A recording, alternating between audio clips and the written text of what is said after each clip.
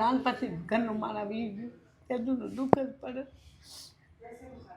નમસ્કાર દોસ્તો, હાલ અમે સુરતમાં છીએ અને એક એવા નિરાધાર માળી પાસે છે કે જેને આગળ પાછળ કોઈ નથી અને ખૂબ જ તકલીફ સાથે પોતાનું જીવન જીવી રહ્યા છે.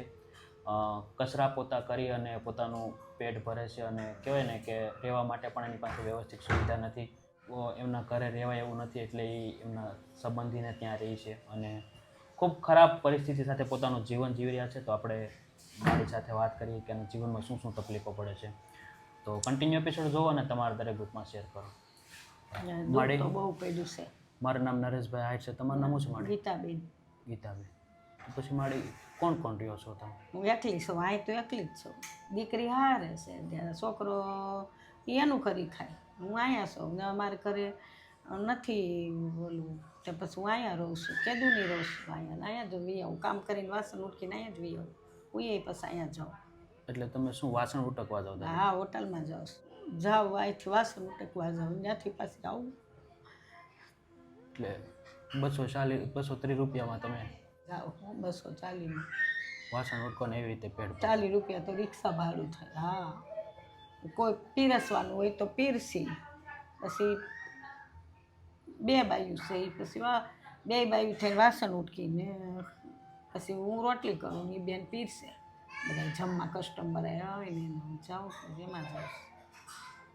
તો પછી દાદી આ ઘર કોનું છે? આ છે મારી બેન છે અને બેનપણી છે. હું અહીંયા હું છું.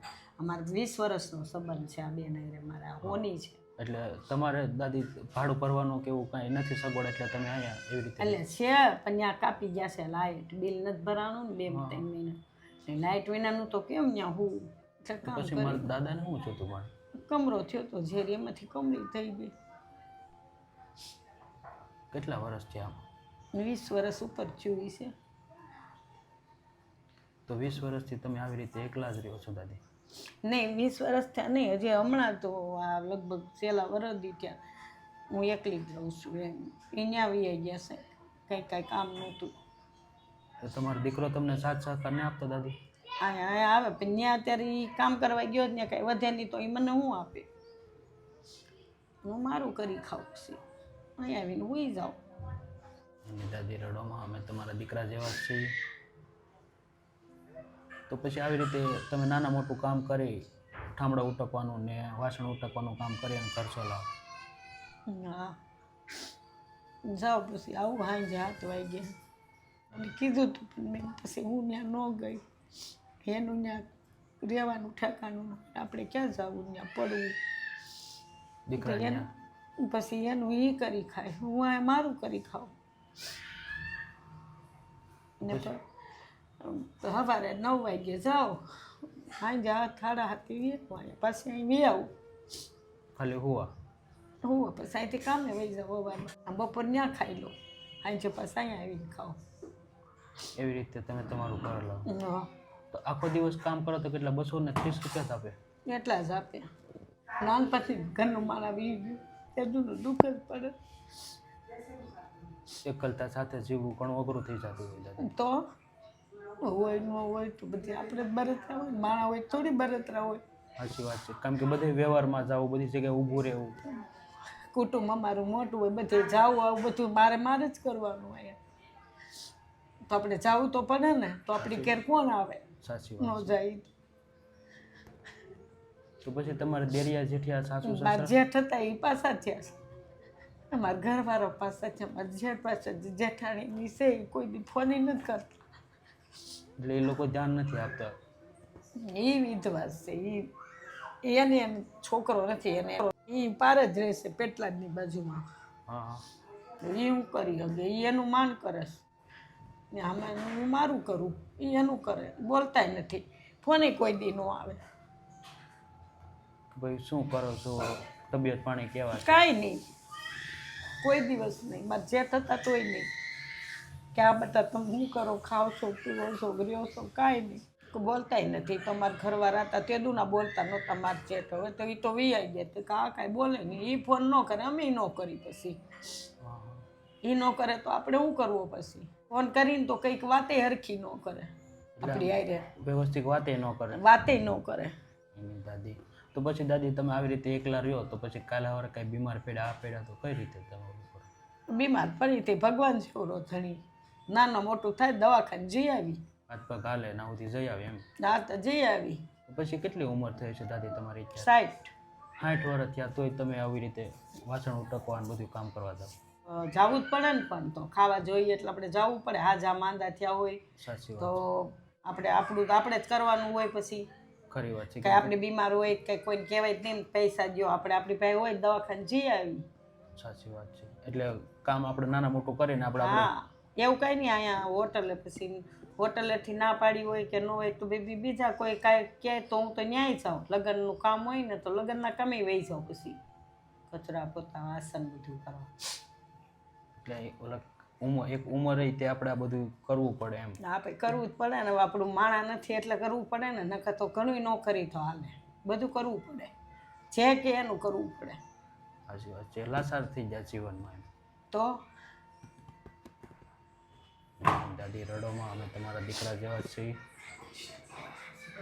દુઃખ તો બહુ પડ્યું છે. ઘરનું માણા ગયું કેદુનું ન ખાવા જોતું હોય માણસોને તો ક્યાં કામ જ કરવું પડે. એમ તો કામ તો કરવું નથી પડતું. ખરી વાત છે દાદી. તો પછી દાદી અત્યારે શું તમારે ખાવા પીવામાં તકલીફ પડે છે? એટલે આટલો પગાર હોય એમાં કાંઈ પૂરું થાય? મોંઘવારી કેટલી, 40 રૂપિયા રોજ રિક્ષાના થાય. પછી વધે હું મારી વાર કાંઈ નથી વધતું. કંઈક બીમાર આપણે મજા ન હોય તો દવાઈ લેવી પડે તો ઘટે હોત પૈસા. એટલે ઓલા કેમ કે થોડું ઘણું આપણે ભેગું શું હોય તો નાના મોટું દવાખાને હોય તેમાં બધા જતા રહે. જતા રહ્યા. આપણે તો આપણો જીવ છે, કંઈક આપણને એમ થાય ને આપણે આ ખાઈએ આ ખાઈએ. સાચી વાત. જીવ છે એની ઉપાધિ કરવામાં તો અત્યારે હું દાદી ખાવા પીવામાં તકલીફ પડે. ખાવા પીવામાં તકલીફ. કાંઈ નહીં, ઉપાધિ કરવામાં આમથી જે પણ થઈ શકે ને દાદી એટલી મદદ કરવાની કોશિશ કરીએ. દોસ્તો તમે જોયું તે પ્રમાણે દાદી એકલા કેવી રીતે પોતાનું જીવન જીવી રહ્યા છે અને 230 રૂપિયામાં આખો દિવસ વાસણ ઉટકવા એટલે ખૂબ મોટી વાત કહેવાય. અને કહેવાય ને કે માણસને જ્યારે લાસાર થઈ જાય ને ત્યારે જે પણ કામ મળે કામ કરી અને પોતાનું પેટ ભરતા હોય છે. એટલે ઘણી બધી તકલીફો સાથે દાદી પોતાનું જીવન જીવી રહ્યા છે. તો આપણથી જે પણ બની શકે એટલી મદદ કરવાની કોશિશ કરી, જેથી કરી એ 3 ટાઈમનું વ્યવસ્થિત રીતે જમી શકે અને પોતાનું આગળનું જીવન શાંતિથી જીવી શકે. તો કન્ટિન્યુ એપિસોડ જોવો અને તમારા દરેક ગ્રુપમાં શેર કરો.